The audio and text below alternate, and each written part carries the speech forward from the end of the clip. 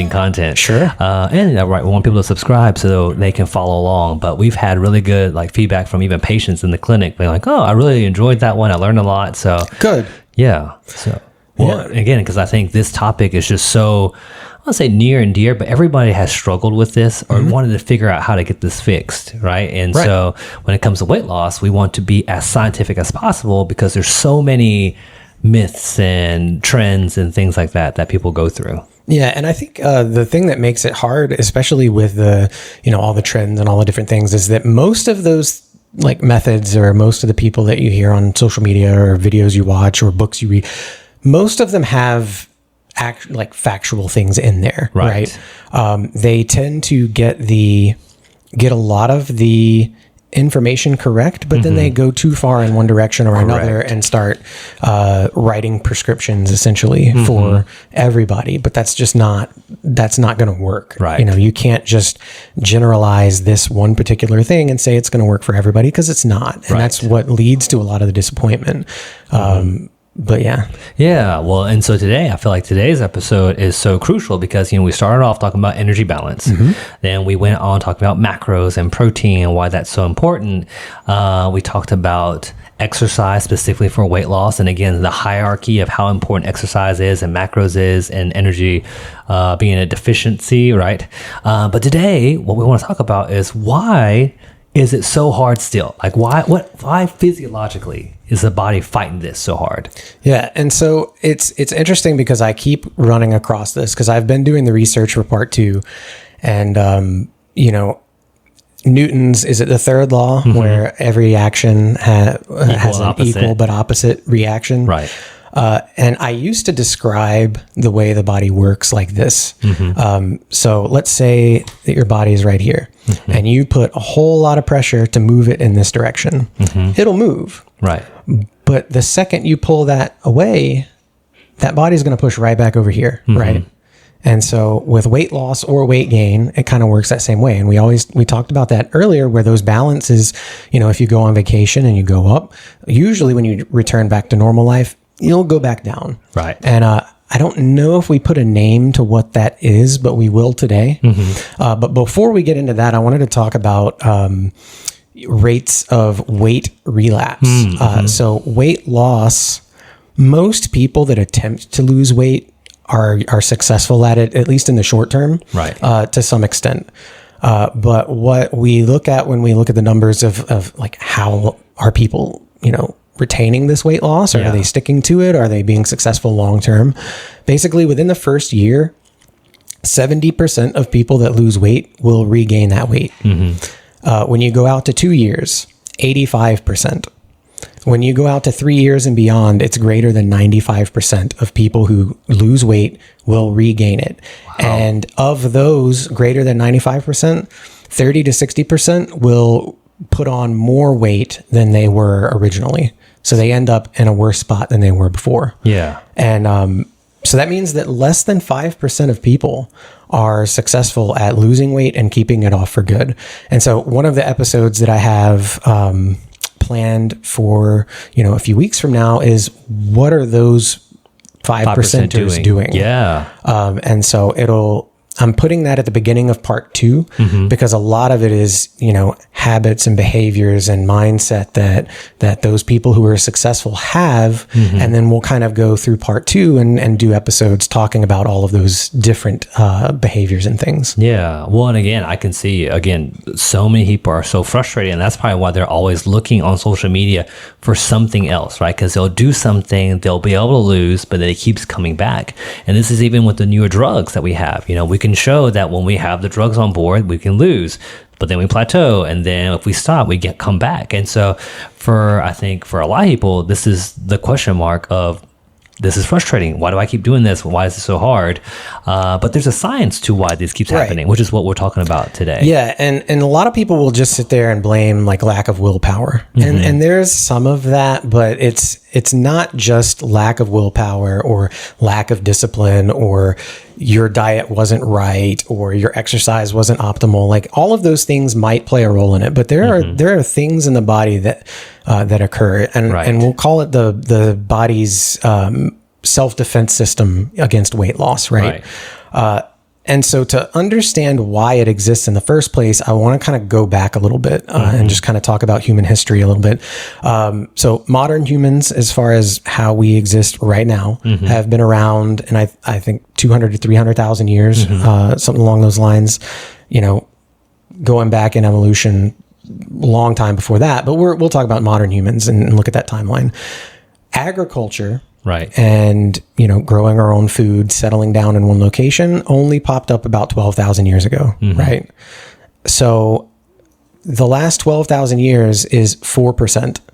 So for 96% of human history, modern human history, we were hunter-gatherers. Right. We were moving around. We were, you know, hunting our own food or finding it in the ground or in a tree. And we were moving a lot, and we didn't eat every day. And so famine or not eating, losing weight back then was not a good thing. Right. Because usually if you were losing weight, you were at risk of getting sick, being weak, not being fertile. So when you're trying to, you know, have kids and make sure there's a next generation, you need to be healthy. And so weight loss back then was not a good thing. So the body developed systems to prevent it from happening. Right. And all that's well and good. Yeah. Until about maybe 60 years ago or so. And I mean, if you look at obesity statistics, you could probably make an argument that it really started taking off around the 70s. Right. And so about 60 years ago, our food environment drastically changed. We have more food at our disposal than we have ever had. We are less active than we have ever been with automation and computers. And, you know, we're sitting around a lot. Yeah. And so our bodies are protecting us from a situation that doesn't exist anymore. And so even though we're, you know, trying to lose weight intentionally, your body doesn't understand that. It doesn't care what your intentions are. It says weight loss bad, stop it. Right. And so we'll kind of go into the defense system today. Yeah, well, that makes so much sense because, again, when you're trying to lose weight, if it's according to your body's physiology, it's thinking famine is coming, right? It's dying. And so that's all bad. The body has one job, and that's to keep you alive. Yes. Right? People will say, like, even, you know, when people get real sick in the hospital and sepsis, people will say, why are we losing fingers and toes? Because the body's like, I will preserve the heart and brain at the cost of other organs. And so even when it comes to weight loss, it's the exact same concept. When we start losing weight, for sure, the body starts sending signals, especially if it's drastic weight loss. Like if you stop eating for 3 or 4 days, the body usually starts freaking out. And it'll do a lot of things physiologically to try to stop that from happening, including making you hungry, including making you choose food that are high in sugar and high in fat, because again, that's what it's looking for. And so you're exactly right. Our environment changed way too fast compared to our body's how long design. it takes the body to keep up with that. Yeah. It has not had enough time. Exactly. And so the body's self-defense system against weight loss, it has kind of 3 stages. So it has a defense stage where it's preventing further weight loss from occurring. It has a restore phase where it puts the weight back on, and it has a defense or a prevent stage where it prevents that from being from occurring again. Yeah. So it bolsters itself so that the next time it's better at handling it. Okay. And so the severity of how strongly the defense system kicks in is kind of based on a few factors. One of them is how aggressive is the calorie deficit, right? So if you cut your calories too much, you're going to have a bad time. So that's why it's like you need to start slow and aim for, you know, gradual progress to prevent the defense system from just kicking in immediately. The second one is how long has the calorie deficit been in place? So the longer you diet, the harder it becomes. And the third one is how frequently does it have to, or how frequently does it encounter the energy deficit or the famine, right? All right. And so we'll start with the first stage, which is the defend stage. And so basically when you start to lose weight, the defense stage kicks in. And we talked about set point earlier, which is kind of your body weight. And so any kind of fluctuations up or down usually iron themselves back out until you drift back to that spot, which is not optimal. It doesn't mean healthy. It just means comfortable. like you said earlier, the body is just keeping us alive. Right. It doesn't care if we're, too skinny, too fat, it doesn't care. It's comfortable here. That's where it wants to stay. And so we'll kind of go an additional layer and talk about adiposity set point. Adiposity being fat cells and body fat percentage and stuff. And so your body has a particular level of fat that it likes to be, or that it's comfortable at. And the part of the brain that kind of controls that is called the hypothalamus. And the hypothalamus also controls things like hunger and satiety and some other processes. But it acts as a thermostat for your fat. So we'll call it the lipostat, right? I think that's a term that's used by a few other people too. But so think about in your house, when your thermostat is set at like 70 and the temperature drops to 65, it says, hey, that's not 70. Let's kick this up and get it back to 70. Same thing on the other side. If it gets to 85, it's like, no, we got to cool that down and brings it back to 70, right? So your lipostat looks at the body and how much body fat it has, and it kind of tries to keep that at the level that it's comfortable. And the way that it does that is through interactions with a hormone called leptin, which is also known as the satiety hormone, because leptin is secreted from fat cells. And when we eat, leptin is released. And as it builds up, it makes us feel full. So because it's secreted from fat cells, there is a certain amount of leptin that you can expect to get, or that your hypothalamus can expect to get, normally. When you start to lose fat, your fat cells don't produce as much leptin, so your hypothalamus does not get as much as it thinks it wants and says, hey, there's a problem here. And so what it does is it kicks in and says, we need to get that leptin back up. And so it does that through a couple of different ways. But interesting. So essentially, like I said, not only is it the weight, where the body wants to keep the weights the same, but also the fat percent. No wonder it's so hard. A lot of people say, I can't lose body fat, or it's so hard to lose body fat. Or when you lose weight, it's not all fat. It's sometimes also muscle and bone and stuff like that if you're not careful, because the body also wants to keep the body fat percent around the same. Yeah, and the hypothalamus this is a line that I got from a book recently. The hypothalamus does not care what you look like in a bathing suit, or it doesn't care what you look like with your shirt. It doesn't care. All it cares about is keeping your energy balance sheet in the black, and it cares about keeping you healthy and fertile in an environment that doesn't exist anymore. Right. So it's trying to protect you from essentially yourself, but that doesn't help us. And so the way that it does that is it decreases resting metabolic rate by about 15%, but it can be more than that. So that's RMR, if you remember back at episode 1. So go back to 1 and listen to that. It decreases NEAT. So NEAT is NEAT, non-exercise activity, right? And that's the movement, just non-intentional, unconscious movement throughout your day. And it basically a 10% reduction in body fat or weight can lead to a 400 calorie per day reduction in non-exercise physical activity. So it makes you move less. So you burn less calories at rest, you move less. It actually makes you more energy efficient, meaning that when you do exercise and do muscular contractions, you're not using as much energy for those contractions. So you're burning less at rest, you're burning less moving around, you're burning less during exercise. And the other way is through other hormone regulations.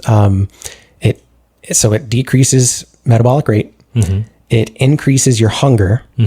It decreases your satiety. And probably the most frustrating one is that it kind of piggybacks into not piggybacks, but it taps into the dopamine reward system and says it makes highly palatable foods taste better. So it increases the reward system for highly palatable foods. So that Oreo, it tastes good normally. It tastes real good when you're trying to lose weight. And so there's this urge that you are fighting against that is just hardwired into your brain and into your body that is really, really difficult. Correct. It just makes it really hard. Yeah. Well, and again, we want to say this. This is like you said, this is hardwired into your body, right? So this is things that are fighting against your willpower per se, because, and I think we've all experienced this. If you haven't eaten for a while, or if you're doing a fast, you start getting tired, right? You start getting cold. You start getting really, really hungry to the point that people, all they think about is food. And even with kids, like if you're trying to break picky eating, they won't eat that chicken until they get really hungry. Then it's the best chicken they've ever ate, right? So it's like that rewards. And again, to remind you, this is beyond your like desire. Yeah, none of this is conscious at all. Correct. None of it. So this has nothing to do with willpower or discipline or, lack thereof. Yeah. It's all things that are happening to you that you don't have any direct control over. All you can control is kind of how you respond to it. And that's kind of part of the reason that we're doing all this podcast series, is to kind of let you know what's happening so that you can recognize when it's happening and then respond accordingly.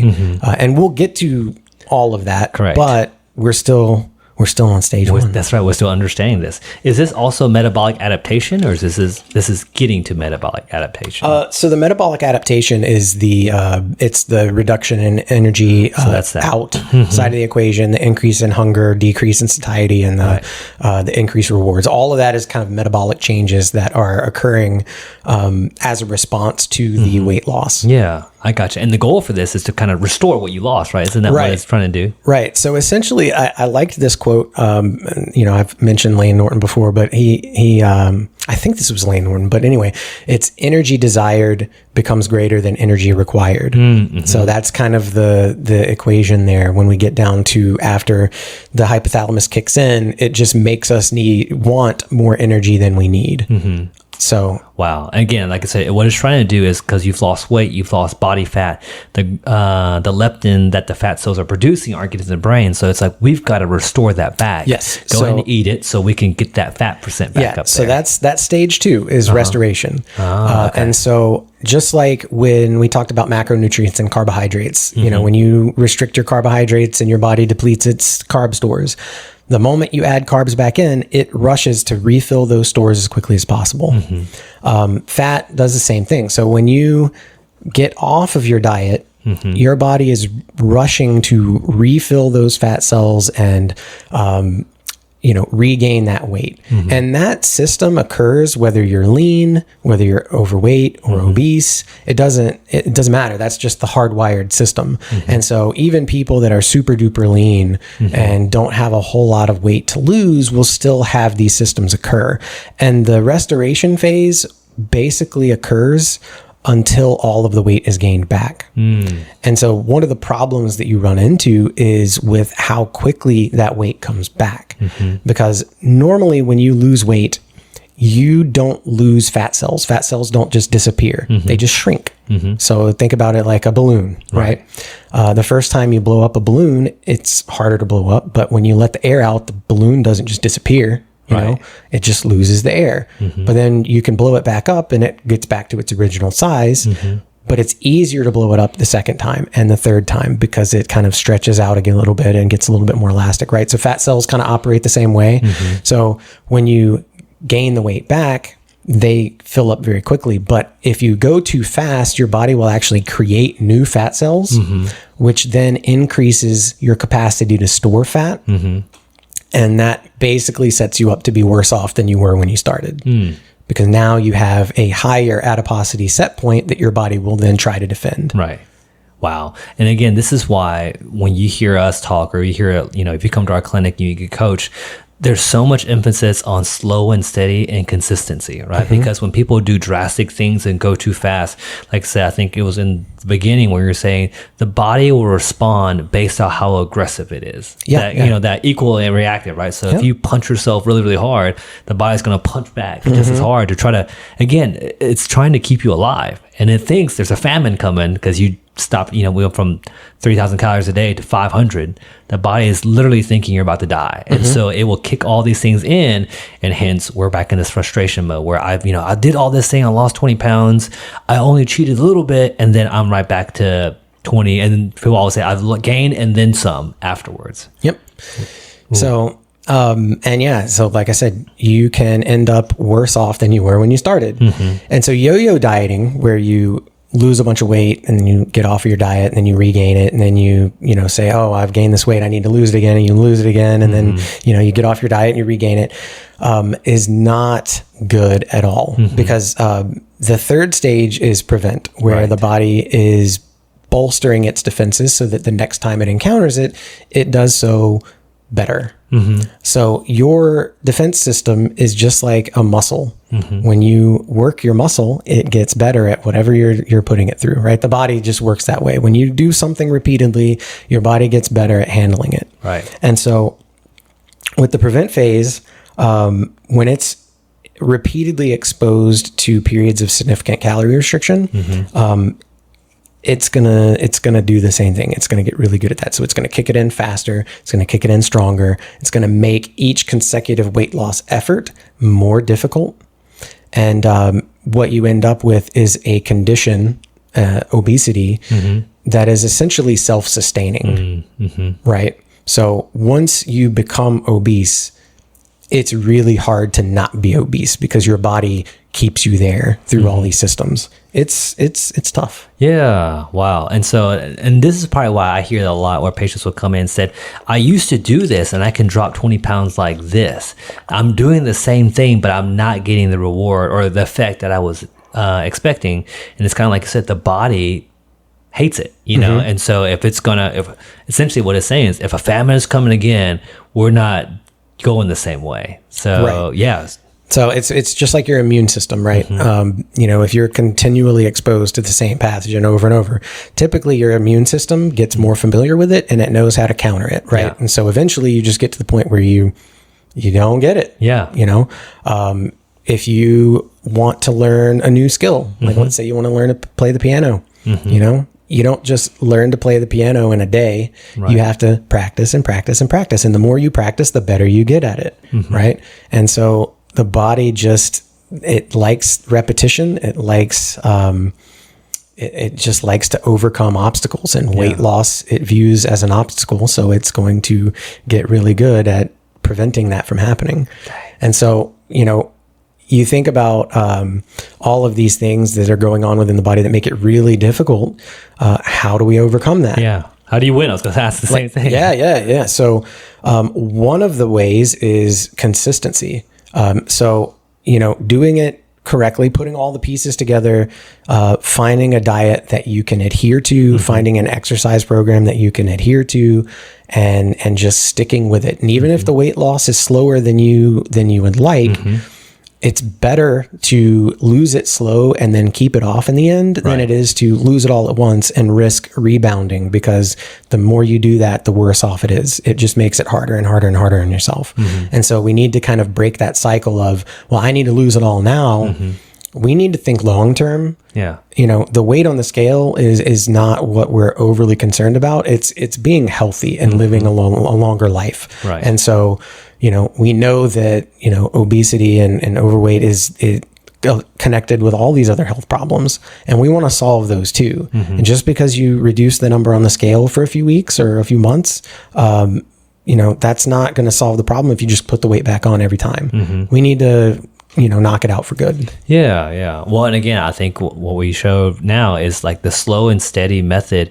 If it's too aggressive, the body fights back hard. But if it's like, we lose a half a pound every other week, where it's nice and slow, the body is not freaking out constantly that we're about to starve. Right. And the other thing is that adiposity set point or weight set point, it can change over time. So just because your set point is here doesn't mean that you can't move it. And so the longer you stay at a weight, the more likely it is for your body to shift its set point down. So if you think about slow and steady, as you're moving, you'll hit a plateau. And sometimes, and this is my experience, and other people that I've coached have said the same thing over and over, you will get to a point and your weight loss will just stop.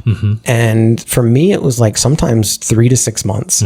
And I didn't increase my efforts by any drastic amount. It was just, I knew that I was doing the right things. I knew that eventually it would start moving. And then after about 3 or 6 months, it would start moving again. And then it would just move down probably 6 to 10 pounds, and then it would stop again.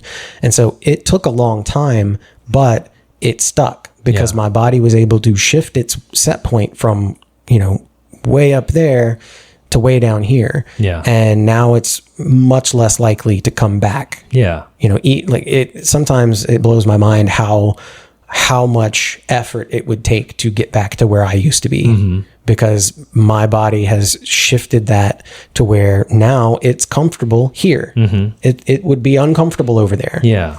And so, the body works the opposite direction too. Unfortunately, it doesn't work as well in the opposite direction. Yeah. And there's a theory that the protection against weight gain was just as strong as the protection against weight loss.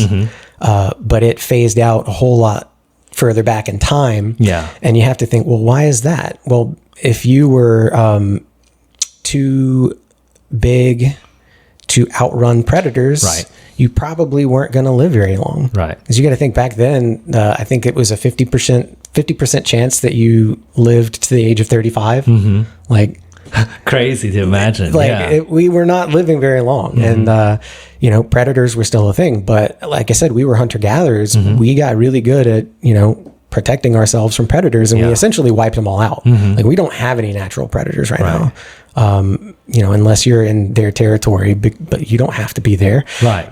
Not in most normal circumstances, you're not in danger of predators. And so because that happened a lot longer ago, our body was like, well, we don't have to run. Yeah. so we don't need that anymore. Yeah. It's not as important. We're good. And so the protection against weight gain is not quite as strong as it is against weight loss.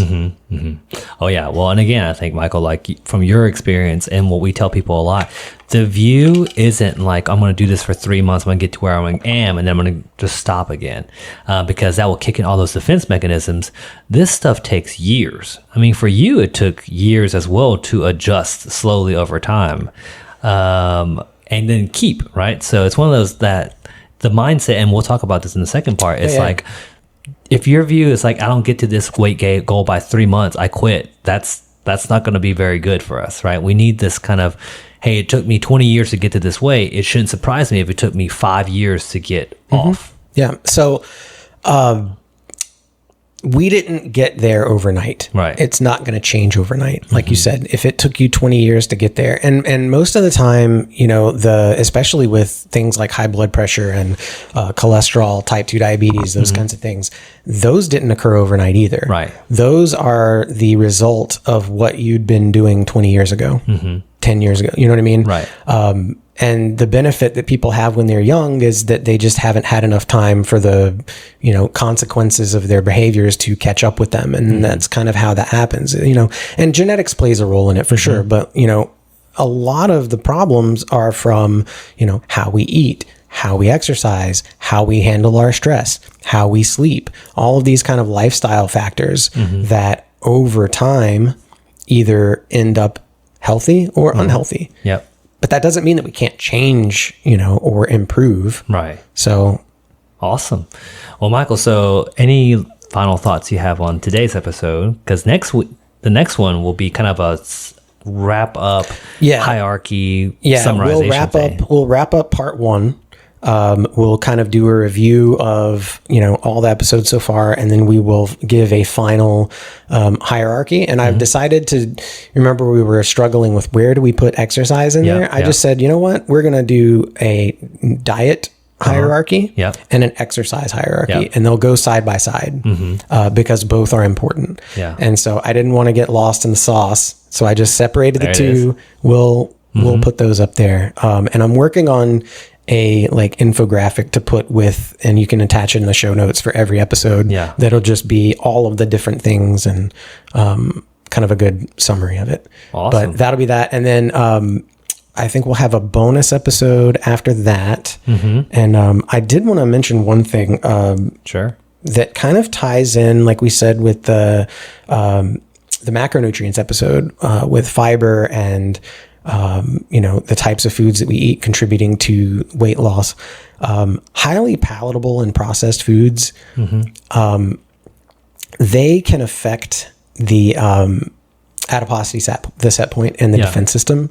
And so the consumption of those types of foods kind of makes that system work even worse. And so one of the ways to kind of help is by prioritizing those whole unprocessed foods, high protein, high fiber. Try to avoid, foods that are manufactured to be hitting on all cylinders, right? They're hitting that salty, they're hitting that sweet, they're hitting that fatty, they're getting it all in there.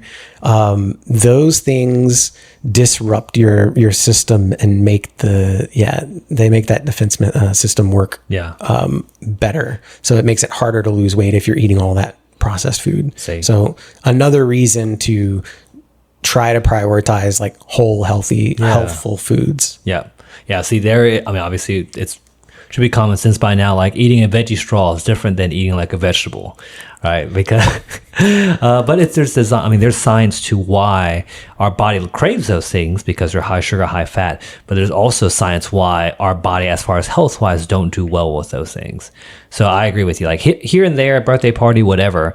But if it's something that's part of our daily staple diet part, we need to figure out how to get that down. Right. It's not saying that you can't. It's that you shouldn't do it all the time. Right.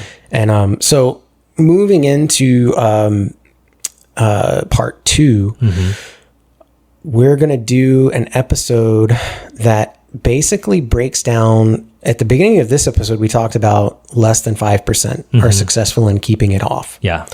And so we're going to spend the whole episode talking about what do those 5% do? Like what are the behaviors and mindset and all that? And I think we briefly talked about that before, but we're going to spend a whole episode on that. And then we'll go in and talk about a lot of those different things. Yeah. And so I don't have a total episode count yet. Yep. But I have a few that are fairly well fleshed out. That we should be able to record. So here in a few weeks. Yeah. I hope we get some guests on too. Me too. So awesome. All right. Thanks, Michael. Absolutely.